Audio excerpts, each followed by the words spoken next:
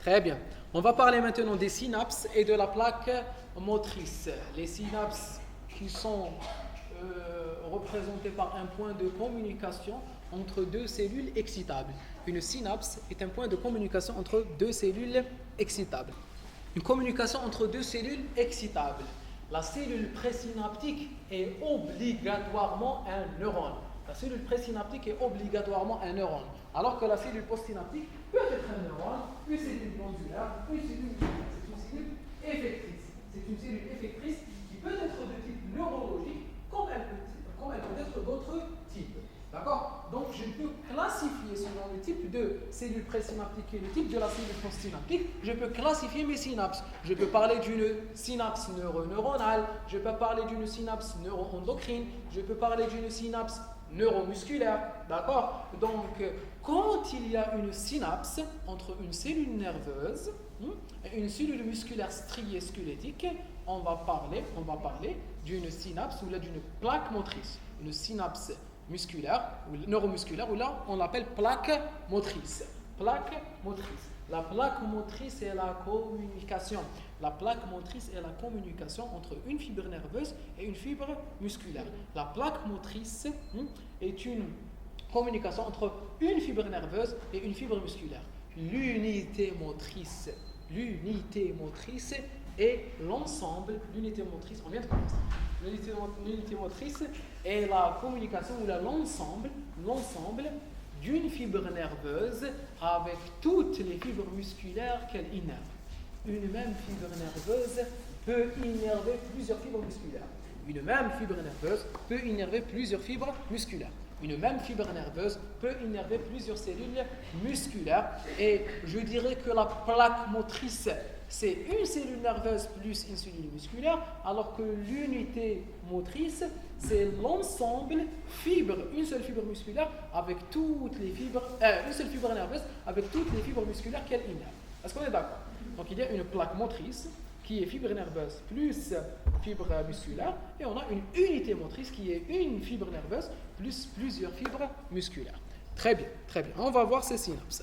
La synapse est une zone de contact, c'est une zone de communication intercellulaire où s'effectue le transfert d'informations. Le complexe synaptique, je suis désolé, je crée un obstacle, comme le tableau. Non, ça va, c'est bon. Normalement ça. Le complexe synaptique est formé de trois parties. L'élément présynaptique, c'est la cellule présynaptique qui est obligatoirement une cellule nerveuse. L'élément postsynaptique, la cellule postsynaptique qui peut être nerveuse ou effectrice, comme une cellule glandulaire ou une cellule musculaire.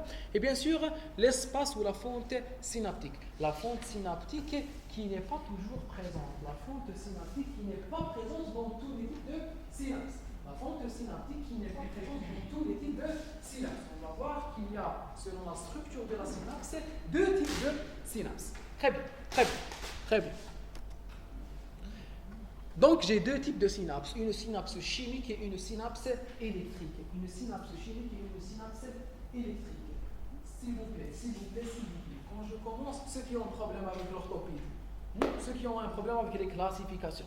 Avant de classifier quelque chose, pour faciliter l'apprentissage et la mémorisation d'une classification, il faut toujours, avant d'apprendre la classification, apprendre quel est le critère de la classification, quelle est la base, quelle est l'information, quel est l'élément à partir duquel je suis en train d'établir cette classification. Et à partir de ce critère, à partir du type de critère, je peux avoir plusieurs classifications. Je donne toujours cet exemple. Vous êtes des étudiants, vous êtes des êtres humains, d'accord? Et je peux vous classer. Je peux vous classer par plusieurs classifications. Je peux vous classer selon votre sexe, homme, femme. Je peux vous classer selon votre âge, inférieur à 25 ans, supérieur à 25 ans. Je peux vous classer selon votre religion. D'accord? Je peux vous classer selon votre âge, j'ai dit. D'accord? Je peux vous classer selon le fait que vous portiez des lunettes ou pas. Donc, je peux vous classer par différentes classifications. Et à chaque fois, j'aurai des résultats différents pour un même échantillon qui est vous. Donc, pour un même échantillon qui est synapse, je vais avoir plusieurs types de classifications. Donc, d'ailleurs, on a utilisé deux classifications. Une classification selon la présence ou non de la fente synaptique. Quel est le critère pour classer synapse chimique ou électrique? C'est la présence ou non de la fente synaptique. Quand il y a une fonte synaptique, je parle d'une synapse chimique. Quand il n'y a pas de fonte synaptique, je parle d'une synapse électrique. Donc le critère gagnant, c'est la présence ou l'absence de la fonte synaptique. Je peux avoir un autre critère qui est le type de cellule présynaptique et postsynaptique. D'ailleurs, j'aurai encore plusieurs types de cellules. Comme la cellule présynaptique est toujours nerveuse, mais la cellule postsynaptique, elle peut être nerveuse, musculaire ou glandulaire. Donc, je peux avoir une synapse neuromusculaire, neuroglandulaire, neuroneuronale. D'accord? Donc, là, dans la première classification, j'ai eu des résultats, et dans la deuxième classification, j'ai eu des résultats. Très bien, très bien. La synapse chimique. Dans une synapse chimique, j'ai deux types de cellules, une cellule présynaptique et une cellule postsynaptique, et entre les deux, j'ai une fonte synaptique. Nous allons prendre l'exemple de deux synapses, la cellule neuroneuronale et la cellule neuromusculaire. Et après, ce sera la même chose pour la synapse neuroglandulaire. Très bien, comment ça se passe au niveau d'une synapse neuronale ou au niveau d'une synapse chimique? Au niveau d'une synapse chimique, j'ai une transformation de l'information électrique en une information chimique, représentée par la libération du médiateur synaptique ou du neurotransmetteur dans la fonte synaptique. Il y a une transformation, il y a une traduction du langage qui était un langage chimique et qui s'est transformé en un langage un langage électrique et qui est devenu un message chimique. C'était un message électrique codé par l'intensité du potentiel d'action et sa vitesse. Il est devenu un potentiel chimique codé par la quantité de médiateurs synaptiques contenus dans la fonte synaptique. Tout commence lorsque j'ai un potentiel de dépolarisation, une dépolarisation membranaire, un potentiel d'action qui vient de la cellule présynaptique. Le potentiel d'action, il a été généré par activation de cette cellule. Il va proliférer, il va avancer dans la cellule présynaptique. Il va avancer comment? En ouvrant des canaux sodiques et puis des canaux potassiques, ouverture, fermeture, transmission du message nerveux par un potentiel d'action. Le potentiel d'action va arriver au niveau de la terminaison nerveuse. On appelle l'extrémité distale du neurone extrémité nerveuse. Quand il arrive à l'extrémité nerveuse, il y aura des canaux spécifiques. Ce sont des canaux potentiels dépendants. Ce sont des canaux calciques potentiels dépendants. Les canaux calciques potentiels dépendants vont répondre au potentiel d'action. Le potentiel d'action va ouvrir les canaux calciques potentiels dépendants. Il y aura une entrée accrue du calcium à l'intérieur de la cellule. Il y aura une entrée massive du calcium à l'intérieur de la cellule. Le calcium va activer les vésicules d'exocytose qui sont préparées. Il va activer des vésicules d'exocytose en activant des complexes protéiques d'exocytose, comme la synaptobrevine, comme le complexe SMART, d'accord? Il existe des protéines au niveau de l'extrémité synaptique, au niveau de l'extrémité de la cellule présynaptique, qui sont impliquées dans l'exocytose, qui sont impliquées dans la fusion de la vésicule avec la membrane présynaptique. Donc ce sont des protéines intracellulaires qui favorisent l'exocytose. L'entrée du CA2+ va activer ces protéines et l'activation de ces protéines va faire en sorte qu'il y ait une fusion de vésicules avec la membrane présynaptique. Il y aura une fusion de ces vésicules qui contiennent un neurotransmetteur avec la membrane présynaptique, ce qui causera la libération du neurotransmetteur dans la fente synaptique. Ces vésicules, elles sont venues d'où? Il faut savoir que le neurotransmetteur, attention, le neurotransmetteur est synthétisé au niveau de l'extrémité synaptique. Le neurotransmetteur est synthétisé au niveau de l'extrémité synaptique. C'est pour cela que dans les cellules qui sécrètent un neurotransmetteur, on trouve beaucoup de mitochondries dans l'extrémité synaptique. Attention. Le neurotransmetteur est synthétisé dans l'extrémité axonale. Le neurotransmetteur est sécrété et synthétisé au niveau de l'extrémité axonale. Mais les vésicules d'exocytose sont synthétisées au niveau du corps cellulaire. Les vésicules d'exocytose sont synthétisées au niveau du corps cellulaire où il y a les autres organites parce qu'elles appartiennent au système endomembranaire. Le système endomembranaire, la membrane plasmique est une unité structurelle et fonctionnelle. Tous les organites délimités par une membrane à l'intérieur de la cellule sont constitués par la même membrane.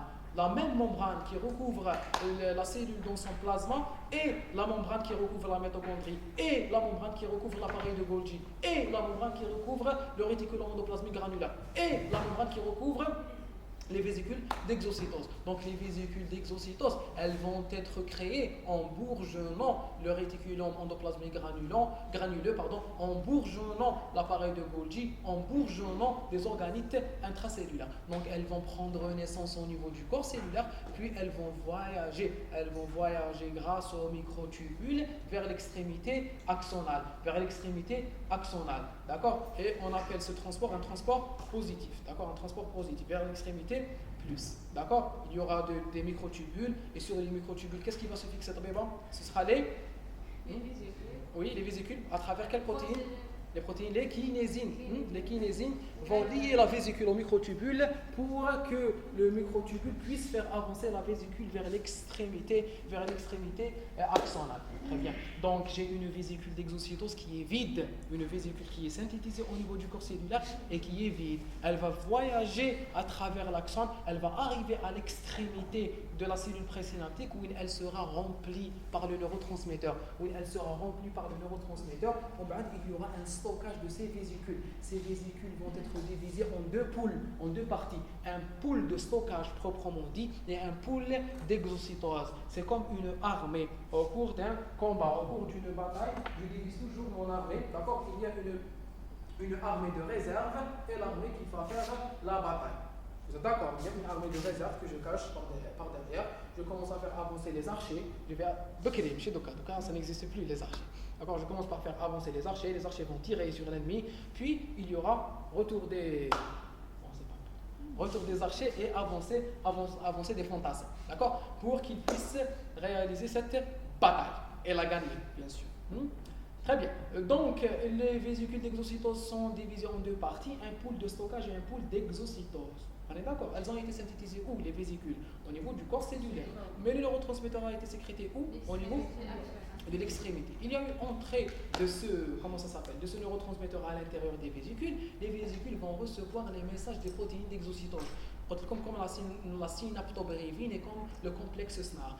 Des protéines, elles ont été activées comment? Par l'entrée du calcium. Le calcium ninja traite par des canaux. Quels canaux? Des canaux potentiels dépendants. Ils ont été ouverts par quoi? Par l'arrivée du potentiel d'action. Donc je reprends. J'ai des vésicules d'exocytose qui sont prêtes, d'accord? Qui contiennent le neurotransmetteur, qui sont prêtes à être exocytées en deux poules, un pool de stockage et un pool d'exocytose.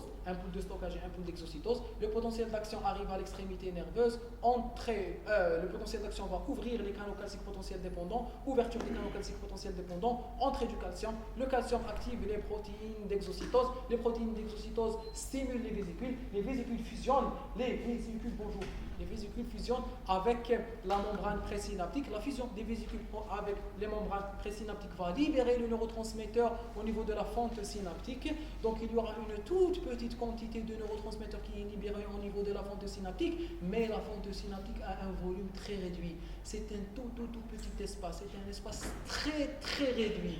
L'espace est tellement réduit que même cette petite quantité de neurotransmetteurs va se retrouver dans une concentration très élevé. Ça, j'ai peu de neurotransmetteurs, mais j'ai aussi un espace très réduit. J'ai un espace très petit. Vous savez très bien que lorsque je prends 5 cotons-tiges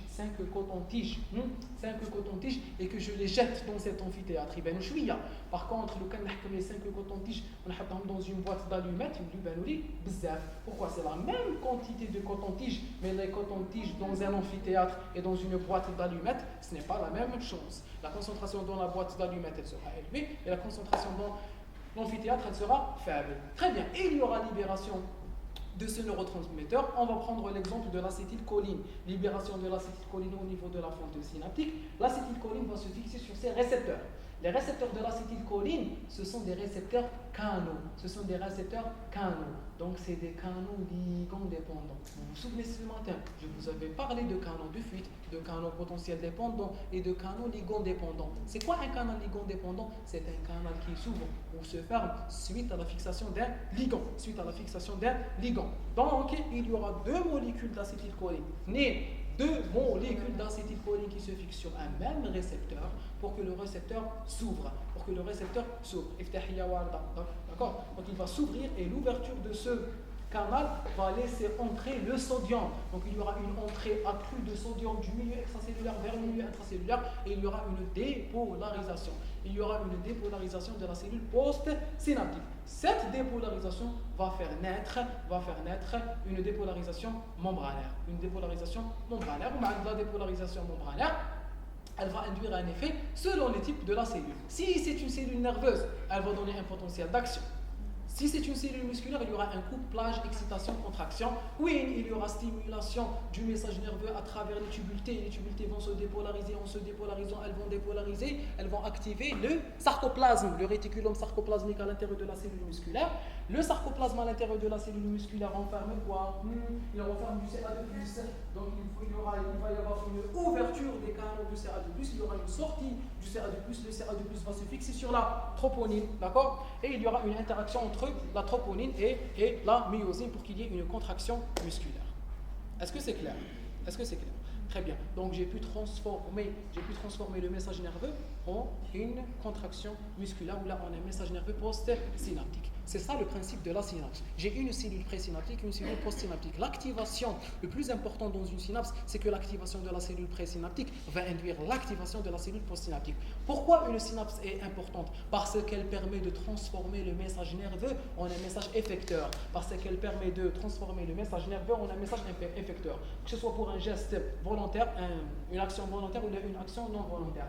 Mais aussi au niveau entre les cellules nerveuses elles-mêmes, elle peut permettre une communication entre les cellules nerveuses. Plus il y a de synapses entre les cellules nerveuses, plus les cellules nerveuses peuvent communiquer. Et plus il y a un synchronisme, plus il y a une synergie.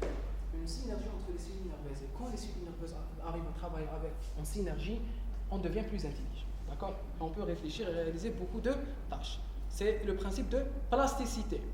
Nos cellules nerveuses ne peuvent pas augmenter par leur nombre. Très récemment, on a découvert que ça se renouvelle, mais à un taux très faible, qui n'est pas suffisant.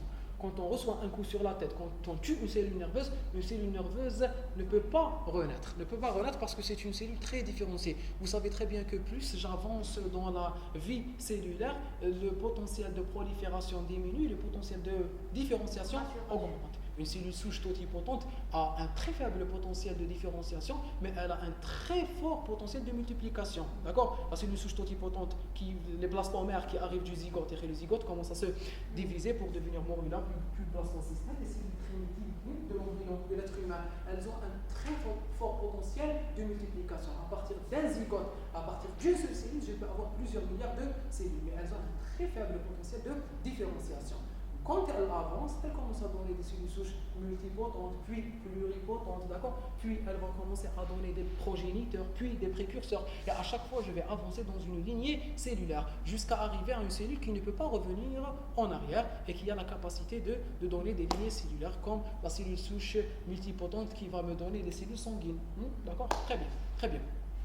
Donc je ne peux pas multiplier les cellules nerveuses, mais je peux augmenter le nombre de synapses. Quand on fait travailler notre cerveau, d'accord? Quand on résout des exercices, on oblige notre cerveau à créer des synapses. Quand il crée des synapses, on devient plus intelligent. Par contre, quand on regarde la télé, d'accord? Quand on regarde la télévision, on inhibe notre cerveau puisque c'est un appareil à réception. Quand on regarde la télévision, on ne peut pas répondre.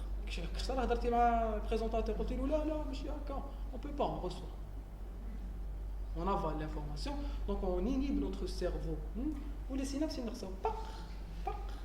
elles disparaissent. Ce qui ne travaille pas va disparaître. On devient moins intelligent, pour ne pas dire autre chose. D'accord, on devient moins intelligent. Très bien, très bien.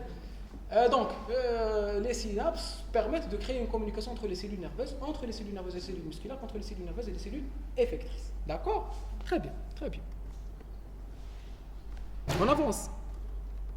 Très bien, là, c'était la synapse chimique. La synapse électrique dans notre classification est caractérisée par l'absence de la fonte synaptique. Regardez, en haut, ici, ici c'est une cellule, d'accord?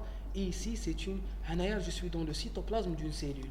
Ou je suis dans le cytoplasme d'une deuxième cellule. Et ces cellules regardent ou la voient leur cytoplasme communiquer. Leur cytoplasme communiquer. Donc la synapse électrique, en fait, c'est un moyen de communication directe entre le cytoplasme de deux cellules. Vous l'avez d'ailleurs abordé en cytologie dans les différenciations membranaires dans le cours d'adhésivité. D'accord? Les jonctions GAP. Déjà, on les appelle jonctions GAP.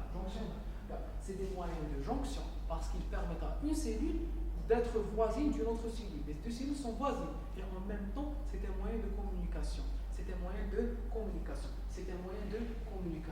Donc, il y aura un transfert, ce que j'appelle un transfert libre. Il y aura un transfert libre de molécules entre les deux cellules. Il y aura un transfert libre dans les deux sens.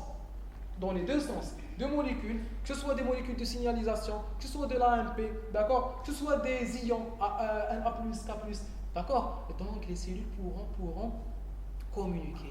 Et on vous dit que la synapse électrique a une vitesse beaucoup plus importante que la synapse chimique. Pourquoi? Parce que je n'ai plus besoin de temps, très bien,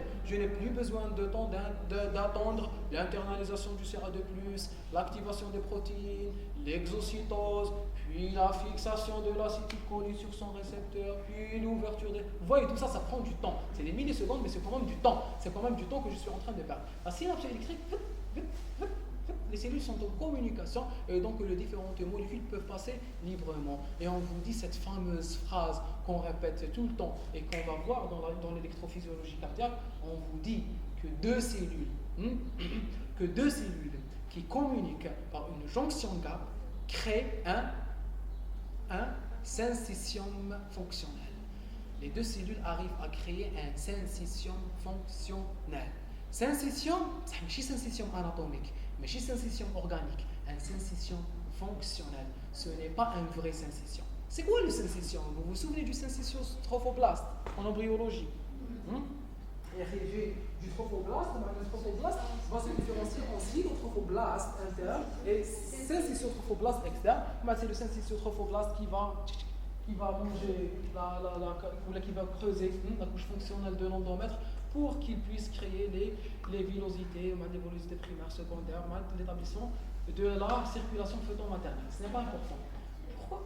Si, le syncytiotrophoblaste, c'est quoi? C'est un espace géant délimité par une seule membrane. C'est comme si c'était plusieurs cellules qui se sont fusionnées. D'accord? Vous connaissez fusion? Vous avez vu dans la Dragon Z? On peut avoir deux caractères qui fusionnent. Bon, il y aura plusieurs cellules qui vont fusionner. Fusionner veut dire quoi? Veut dire qu'ils vont avoir le même cytoplasme. Maintenant, j'ai une cellule, une autre cellule, elles vont fusionner. Comme dans la tuberculose. Il y a des cellules qui fusionnent, il y a là. Excellent. J'ai des macrophages, ou des cellules épithéloïdes qui fusionnent pour donner les cellules géantes. Donc les cellules géantes sont les résultats de fusion de macrophages alvéolaires. Donc il y avait des petites cellules, elles ont fusionné pour créer un syncytium. C'est ça ce que j'appelle un syncytium. C'est un gros espace délimité par une seule membrane qui peut contenir plusieurs noyaux. D'accord? C'est le résultat de fusion de plusieurs cellules. Et là, il y a des cellules. C'est quoi le critère commun? C'est quoi la caractéristique commune entre ces cellules qui communiquent par une jonction GAP et le syncytium? C'est qu'il y a une continuité du cytoplasme. Dans les deux situations, j'ai du cytoplasme qui communique. Les deux cellules, elles n'ont pas perdu leur membrane pour créer une grosse membrane. Elles ont juste créé des trous. D'accord? Elles ont juste créé des trous. D'accord? On a des voisins. Les voisins, il y a deux appartements. Les deux appartements, ils ont une union. D'accord? Essayez d'imaginer ce que vous voulez. L'essentiel, il y a eu une cause. La cause a tellement que les voisins d'accord, pour constituer une seule maison. Mon voisin, il est venu me proposer la même idée. On casse le mur entre nos deux appartements pour créer un seul gros appartement. قلت له معليش حتى انا نحبك كيما انت تحبني كلش مي بصح اون غارد لي مور وشنو اون كروز دي فenêtres on creuse des fenêtres qui طيبوا تبعتونا وكي نطيبوا نبعثوا لكم donc à travers cette fenêtre on peut s'envoyer nos repas mais on gardera nos limites. C'est ça la comparaison entre un syncytium vrai et un syncytium fonctionnel. Dans un syncytium vrai, il y a eu une fusion totale. J'ai plusieurs cellules qui forment maintenant une seule cellule délimitée par une seule membrane. Dans le syncytium fonctionnel, chaque cellule garde son architecture proche, elles sont proches et elles communiquent par des canaux. On appelle cela un syncytium fonctionnel. Un syncytium fonctionnel, et c'est la base de la transmission électrique dans l'électrophysiologie cardiaque. Non. Dans un syncytium, dans une synapse électrique, je n'ai pas cette condition, puisque je vous ai dit que les molécules passent dans les deux sens. Je peux avoir des cellules, les deux ne sont pas nerveuses, d'accord, et créer une synapse électrique entre les deux. Pas toujours, elles ne sont pas toujours de la même nature. C'est ce qu'on va voir dans l'électrophysiologie cardiaque, où j'ai des cellules du tissu nodal qui créent des jonctions GAP avec des cellules myocardiques. Oui, d'accord. Est-ce qu'on est d'accord? Très bien. Syncytium fonctionnel, ce n'est pas un syncytium vrai, d'accord. Ce n'est pas un syncytium vrai parce que chaque cellule garde sa membrane plasmique. C'est un syncytium fonctionnel où les deux cytoplasmes sont en communication. Excellent, très bien. La plaque neuromusculaire. On vient d'en parler. Donc, il y a une communication entre la cellule nerveuse et la cellule musculaire. La dépolarisation va libérer l'acétylcholine. L'acétylcholine va se fixer sur ses récepteurs. La fixation de l'acétylcholine va faire entrer le Na+. L'entrée du Na+, va m'ouvrir les canaux Ca2+. Il y aura aussi libération du Ca2+ contenu dans le sarcoplasme. La libération du Ca2+ va augmenter la concentration intracellulaire de Ca2+. Activation des fibres de troponine. Il y aura une modification de la conformation de la troponine pour qu'elle expose le site de fixation de la tropomyosine ou de la myosine. Vous regardez cela dans la physiologie de la contraction musculaire. L'essentiel, c'est que l'augmentation de la concentration du Ca2+ est responsable de la contraction musculaire. Et c'est ce phénomène qui est responsable du rigor mortis. Vous connaissez le rigor mortis? La rigidité cadavérique. Quand une personne meurt, elle devient rigide pour une durée de temps. Pourquoi elle devient rigide? Parce que ses sarcoplasmes sont détruits. La destruction de ces sarcoplasmes va libérer la quantité de Ca2+ à l'intérieur du cytoplasme. Il y aura une augmentation de la concentration du Ca2+. Le Ca2+ va réaliser sa fonction. Il y aura une contraction musculaire. Le cadavre prend une rigidité. Il peut même prendre des grimaces qui sont dues à la contraction musculaire. D'accord, qui sont dues à la contraction musculaire. Cette rigidité cadavérique, elle va céder au bout de 48 heures. Oui, la putréfaction commence, la destruction protéique commence. D'accord? Très bien. On avance. Les QCM. Une légère dépolarisation enregistrée localement au niveau de la membrane postsynaptique d'un neurone, il faut bien lire les mots. Une légère dépolarisation enregistrée localement. Est-ce que ça a la caractéristique d'un potentiel d'action? Très bien. Une légère dépolarisation enregistrée localement au niveau de la membrane postsynaptique d'un neurone est un potentiel d'action, un potentiel de récepteur. On va parler du potentiel récepteur. Elle est excitatrice.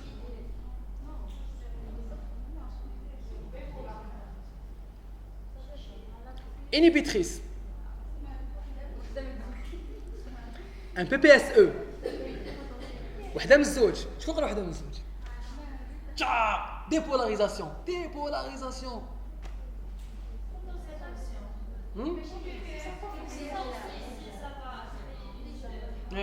راحي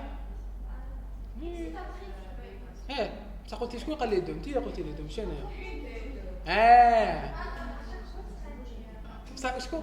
مام وحده من الزوج، ماشي وحده من الزوج، نو سي فو، مام وحده من الزوج سي فو. لازم تكون وحده فيهم اكسيتاتريس. على وحده من الزوج. ومن بعد هايا دونك donnez-moi les réponses.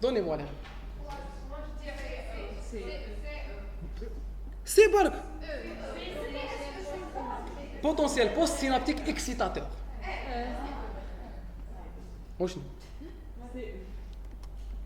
C'est. S'il vous plaît. J'ai une dépolarisation. Quand j'ai un PPSI, un potentiel postsynaptique inhibiteur, il va me créer une hyperpolarisation. Il dit le potentiel de repos, mais le potentiel seul. D'accord? Un potentiel inhibiteur, avant qu'il ne soit sommé, il dit d'accord? Ou l'excitateur, il dit on est d'accord? Donc, je suis en train de parler d'une dépolarisation. D'une hyperpolarisation. Très bien. Ce n'est pas un potentiel d'action parce que le potentiel d'action n'est pas local, ce n'est pas un potentiel récepteur. Le potentiel récepteur est le potentiel généré par un récepteur dans les organes de sens, dans le corpuscule de Pacini, d'accord? Dans les récepteurs sensoriels. Attention, le potentiel récepteur, quand on analyse un QCM, quand on analyse un QCM, on n'essaie pas, Ça fait partie du cours. Oui, ça fait partie. Bon, je ne sais pas. Mais quand on analyse un QCM, on n'invente pas tous les mots, toutes les expressions qu'on retrouve dans le QCM, on essaie de les retrouver dans le cours. Donc, potentiel récepteur, mais si je n'imagine que un récepteur il reçoit, je lis cette expression au cours. Quel le cours un potentiel récepteur? C'est le potentiel généré après activation d'un récepteur. D'accord? Donc, je ne sais pas d'inventer. On est en post-synaptique. Donc, impossible qu'un potentiel récepteur. Ça ou là? Parce que c'est le potentiel récepteur qui va créer la première synapse. Le récepteur, il est présynaptique. Vous êtes d'accord avec moi? Le récepteur, où il reçoit l'influx physique, la chaleur, la pression. Il y a un potentiel récepteur. Donc, la cellule, c'est une... Là, bravo, vous avez raison. C'est une cellule post-synaptique. La cellule présynaptique, c'est un potentiel d'action. Oui, le potentiel d'action, il va arriver au niveau de la terminaison synaptique, etc., etc. Activer la terminaison synaptique pour qu'elle active la cellule post-synaptique. Donc, vous avez entièrement raison. Oui. Est-ce qu'on est d'accord? Très bien, on avance. C'est votre dernière chance. La sommation spatiale. La sommation spatiale d'un neurone هذا كامل هذا هو التست. سهل. نعم. وشنو؟ Oui, non, faut pas. سهل. La sommation spatiale d'un neurone recevant des afférences excitatrices comme inhibitrices. La sommation spatiale d'un neurone recevant des afférences excitatrices comme inhibitrices, maintenant il reçoit les deux, les excitatrices et les inhibitrices, concernent les PPSE et les PPSI. Sommation spatiale, la sommation spatiale. Elle concerne les PPSE et les PPSI. Peut être enregistrée au niveau du segment initial. Se déroule en alternance avec la sommation temporelle. Très bien, c'est contemporain. Peut générer un message codé en modulation de fréquence. En modulation de fréquence, qui m'appelle la sommation, plus la fréquence augmente, j'ai plusieurs stimuli, les stimuli, il peut les rassembler. Il le seuil pour donner un potentiel d'action. Ne générera aucun message nerveux si les amplitudes des PPSI rajoutées sont supérieures à celles des PPSE ajoutées. Très bien. Donc, quand je réalise la somme les PPSI naqso ou les PPSU zido, je réalise une sommation. Il a la sommation, mais le seuil, je ne vais pas dépolariser. Donc, la réponse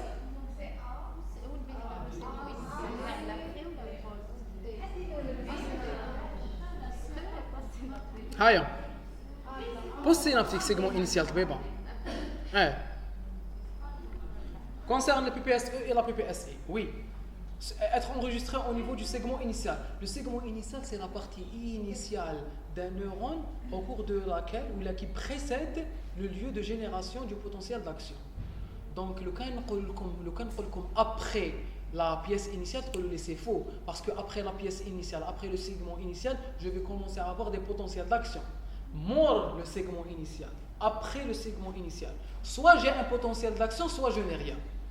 Après le segment initial. Soit j'ai un potentiel d'action, soit j'ai un potentiel de repos. Mais avant la pièce initiale, avant le segment initial, je peux avoir des PPSE, des PPSI, d'accord? Donc voici mon neurone. Voici mon neurone. Ça c'est un neurone. D'accord? Ça c'est son corps cellulaire ou ça c'est la fibre nerveuse. Donc voici le segment initial. D'accord? Oui, il va recevoir des messages, plusieurs messages d'un même neurone. D'accord? Des messages de neurones différents. D'accord? Je vais mesurer ici par exemple. Avant le segment initial. Le segment initial. Avant le segment initial. Je vais mesurer la somme tahadouma. Quelque chose une petite dépolarisation qui n'arrive pas au seuil. Une hyperpolarisation, il y a les PPS, les PPSE. J'enregistre un potentiel qui est supérieur au seuil. Mais quand je vais enregistrer après le segment initial, soit il est supraliminaire, le résultat, la somme totale, elle est supraliminaire et je vais obtenir un potentiel d'action, soit elle n'est pas supraliminaire, d'accord, elle n'arrive pas au seuil et je vais rester dans le potentiel de repos. D'accord, c'est clair? Très bien. Peut générer un message codé en modulation de fréquence. Je vous avais dit, puisqu'il peut coder les fréquences, il peut lire les fréquences, ne générera aucun message si les amplitudes des PPSI sont supérieures au PPSE.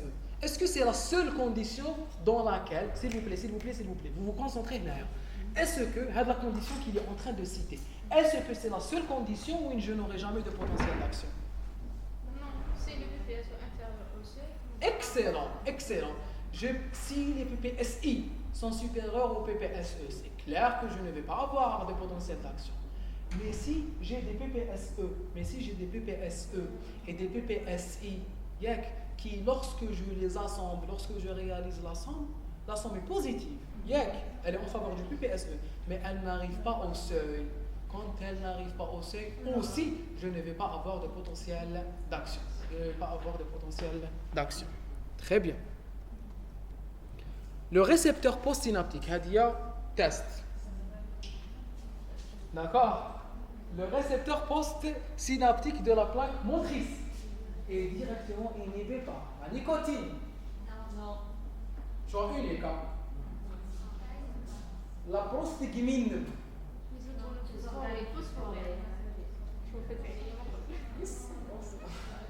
La phosphodiesterase. Le venin de serpent. Les organophosphorales. Oui, non. Mais c'est une proposition juste. La nicotine, s'il vous plaît, on se concentre. Attendez une réponse. Voilà, vous pouvez attendre la réponse. D. Bravo, c'est la réponse juste. Classe. Donc, on explique. Vous avez plus 10. Bravo. Classe, c'est mieux. S'il vous plaît. La nicotine, on est dans le récepteur postsynaptique de la plaque motrice. Vous devez savoir, on doit savoir que la plaque motrice, qu'au niveau de la plaque motrice, j'ai un récepteur à acétylcholine qui est un récepteur nicotinique. J'ai deux types de récepteurs cholinergiques. Il existe des récepteurs nicotiniques et des récepteurs muscariniques. Les récepteurs nicotiniques sont activés par l'acétylcholine et les récepteurs muscariniques sont activés par l'acétylcholine. Expérimentalement, quand on ajoute de la nicotine au récepteur nicotinique, il est activé. Quand on ajoute de la muscarine au récepteur muscarinique, il est activé. Donc j'ai deux types de récepteurs, les récepteurs nicotiniques et les récepteurs muscariniques. Même les récepteurs nicotiniques, il y a des sous-types. Il y a des sous-types. Il y a des récepteurs N1, N2, il y a des récepteurs M1, M2, d'accord? Très bien. Donc j'ai des récepteurs nicotiniques et des récepteurs muscariniques. Les récepteurs nicotiniques, je les retrouve dans la plaque motrice et au niveau du ganglion sympathique. Et vous savez que l'organisation du système nerveux sympathique et du système nerveux parasympathique, qu'il y a un neurone préganglionnaire et qu'il y a un neurone postganglionnaire. Entre le neurone préganglionnaire et le neurone postganglionnaire, au niveau du ganglion sympathique, il y a des récepteurs. Dans la cellule postsynaptique, il y a des récepteurs cholinergiques nicotiniques. Il y a des récepteurs nicotiniques. Très bien. Dans la plaque motrice aussi, il y a des récepteurs nicotiniques. Donc, est-ce que la nicotine va activer ces récepteurs ou les inhiber? Elle va les activer. D'accord? Va les activer. La prostigmine La prostigmine qui est un inhibiteur de la cholinestérase. C'est un inhibiteur de l'acétylcholinestérase.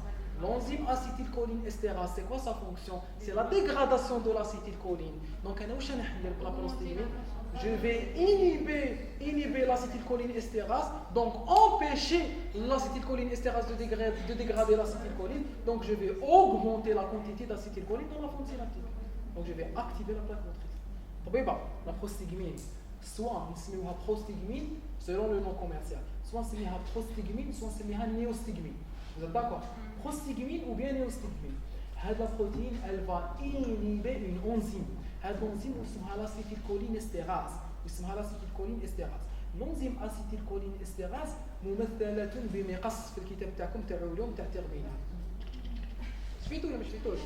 هذا المقص واش راح يدير؟ il va dégrader l'acétylcholine. Donc je vais l'inhiber. Maintenant je vais l'empêcher de dégrader l'acétylcholine. Donc je vais augmenter la quantité d'acétylcholine dans la fente synaptique et favoriser l'effet de la plaque motrice. C'est clair? Très bien. Phosphodiesterase. La phosphodiesterase ou PDE. La PDE n'est pas impliquée dans les récepteurs nicotiniques. La phosphodiesterase, c'est l'enzyme qui est responsable de la dégradation de l'AMP cyclique. La phosphodiesterase est une enzyme qui est impliquée dans la dégradation de l'AMP cyclique. Donc elle est impliquée dans la physiologie des récepteurs muscariniques. Parce que le récepteur muscarinique à acétylcholine, c'est un récepteur couplé à la protéine G. Il va activer la protéine G va devenir active, elle va activer la dénylcyclase. Quand elle active la dénylcyclase va transformer l'ATP en AMPC. Donc la quantité d'AMPC va augmenter à l'intérieur de la cellule. On va introduire une enzyme qui s'appelle la PDE, la phosphodiesterase. La phosphodiesterase va inhiber l'AMPC pour inhiber le récepteur muscarinique. Donc la phosphodiesterase n'inhibe pas le récepteur nicotinique. La phosphodiesterase inhibe le récepteur muscarinique. Elle n'inhibe pas le récepteur nicotinique. Est-ce que c'est clair? La nicotine active le récepteur nicotinique. La prostigmine active le récepteur nicotinique. La phosphodiesterase, elle ne l'active pas, elle ne l'inhibe pas, mais on l'a cité dans ce QCM parce qu'elle est impliquée dans des récepteurs cholinergiques, mais dans des récepteurs cholinergiques muscariniques, pas nicotiniques. Muscariniques, pas nicotiniques. نعم؟ كيفاش عرفنا بلي سي ان ريسبتور نيكوتينيك؟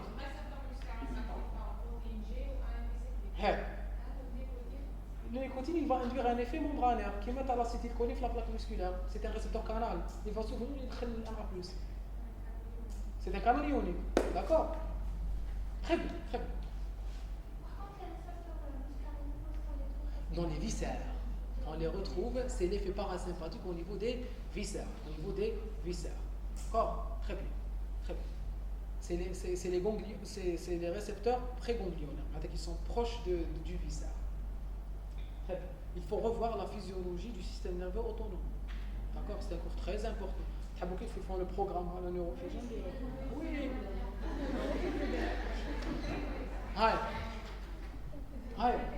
Le venin des serpents, alpha-bulgarotoxine. Vous vous en souvenez du bulgarotoxine? Les Indiens. Les Indiens. Les Sayyidou al-Ghazal, les Sayyidou al-Abad. بكري les flèches et on va tirer à la gazelle ici. Très bien, bravo. Donc je vais tremper ma fléchette ou ma flèche dans le venin de serpent ou la blâme le serpent lui-même. Le serpent quand il veut chasser sa proie, quand il la chasse, il va la paralyser. Comment il va la paralyser? En sécrétant son venin. Son venin, il comprend une toxine. La bulgarotoxine, elle va inhiber les récepteurs nicotiniques. Donc, puisqu'elle elle va inhiber les récepteurs nicotiniques, la gazelle est une myasthénie. Tu sais la myasthénie? La myasthénie, c'est quoi la physiopathologie? C'est une maladie auto-immune au cours de laquelle j'ai une réponse immunitaire à médiation humorale, où j'ai une sécrétion d'anticorps Anticorps antirécepteurs d'acétylcholine. Antirécepteurs d'acétylcholine, et ces anticorps vont se fixer sur les récepteurs d'acétylcholine et les inhiber. Donc, ça sera la myasthénie, une faiblesse musculaire. Une faiblesse musculaire qui cliniquement commence à apparaître au niveau des paupières et qui s'intensifie en fin de journée. Et les muscles masticateurs. Oui. Très bien. Donc la myasthénie, pourquoi la myasthénie elle me donne une fiche là, elle me donne une faiblesse? Parce qu'elle est en train d'inhiber les récepteurs à acétylcholine. Très bien. La faiblesse, pour la faiblesse nicotinique. Très bien. Le venin de cerveau, il va faire la même chose. Donc je vais paralyser ma proie et je peux la manger. Voilà la chose. Les organophosphorés, on va voir leur effet. Les organophosphorés et les carbamates sont des insecticides. Ce sont des insecticides. Ils les moustiques, les insectes, fréquemment utilisés qui inhibent l'activité cholinestérase. Ils vont activer la cholinestérase. Ils vont inhiber la cholinestérase. Donc, ils vont activer l'acétylcholine ou l'inhiber. Ils vont l'activer. Ils vont inhiber l'acétylcholine estérase qui va la prostigmine. Ils vont activer, ils vont augmenter la quantité d'acétylcholine. Donc les organophosphorés inhibent l'enzyme qui dégrade l'acétylcholine. Donc ils vont augmenter la quantité d'acétylcholine libre. Entraînant des manifestations muscariniques aiguës, salivation, larmoiement. Vous voyez les effets viscéraux, la synthèse de salive, la synthèse de larmes, c'est au niveau des viscères, on trouve des récepteurs muscariniques. Miction, diarrhée, vomissement, bronchorrhée, bronchospasme, bradycardie et myosis. Tout ça, c'est des effets parasympathiques. Et certains symptômes nicotiniques, puisqu'elle va inhiber la phosphodiesterase, ou la phosphodiesterase, c'est la dégradation de l'acétylcholine, mais muscarinique ou la nicotinique. Parce que c'est la même molécule d'acétylcholine qui se fixe sur les récepteurs nicotiniques et les récepteurs muscariniques. C'est la même molécule d'acétylcholine qui se fixe sur le récepteur nicotinique et sur le récepteur muscarinique. C'est le récepteur qui change. La molécule, c'est la même. Très bien. Et certains symptômes nicotiniques. Donc, je reprends. On est en train de parler des organophosphorés. Les organophosphorés, leur fonction, c'est l'inhibition de la cholinestérase. La cholinestérase est une enzyme qui est responsable de la dégradation de l'acétylcholine. En inhibant cette enzyme, je vais augmenter la quantité d'acétylcholine libre. Cette augmentation, elle va me donner des manifestations cliniques qui sont muscariniques, mais aussi qui sont nicotiniques. Vous êtes mieux placé que moi pour savoir que ce n'est pas moi qui contrôle la prédominance des effets. Est-ce que c'est les effets muscariniques ou là c'est les effets nicotiniques? Je peux avoir des médicaments, des bêta-adrénergiques qui ont plus d'affinité au récepteur bêta 1 et d'autres qui ont des récepteurs bêta 2. Cela dépend de la structure du médicament. Cela dépend de la structure des organophosphorés. Très bien. C'est pour cela qu'elle se fixe, qu'elle inhibe plus la cholinestérase qui est située au niveau des récepteurs muscariniques. Donc l'effet prédominant, c'est un effet muscarinique. Mais il existe aussi un effet nicotinique. Est-ce que vous avez compris cette notion? Non. Je suis en train de parler des organophosphorés qui vont inhiber la cholinestérase. La cholinestérase est censée dégrader l'acétylcholine. Je vais l'inhiber. D'accord? Donc je vais empêcher la dégradation de l'acétylcholine. Mais les organophosphorés, ils ont une diffusion, ils ont une pharmacocinétique, ils ont une pharmacodynamie, ils ont une demi-vie. D'accord? Donc les caractéristiques du médicament, les caractéristiques de la molécule, les caractéristiques intrinsèques de cette molécule, elles vont faire en sorte qu'il y ait une diffusion de la molécule dans des endroits précis de l'organisme. Les récepteurs muscariniques les récepteurs nicotiniques. Donc je vais avoir des effets muscariniques plus que des effets nicotiniques. D'accord? Allez, on avance. L'alpha-bulgarotoxine, alpha BTX, est une bungarotoxine entrant dans la composition du venin de serpent du genre Bungarus. Il s'agit d'une alpha-neurotoxine consistant en une polypeptide de 74 acides aminés, c'est pas important, antagoniste compétitif des récepteurs nicotiniques de l'acétylcholine de la plaque motrice. Donc elle va réaliser une inhibition compétitive. Elle va se fixer sur les récepteurs de l'acétylcholine et empêcher l'acétylcholine de se fixer sur son récepteur. Très bien. on a terminé avec quoi? Avec les synapses et la plaque motrice.